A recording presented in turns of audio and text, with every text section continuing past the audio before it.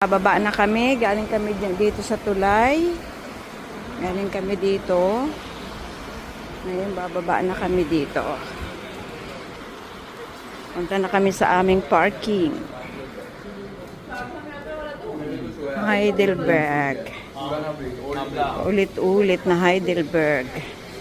Cute kasi, kaya hindi nakakasawa, 'di ba?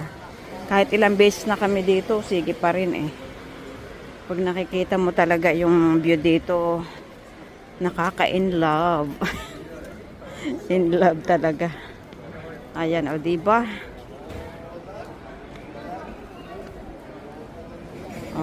Ayan. Diyan kami galing sa loob na yan ng tulay.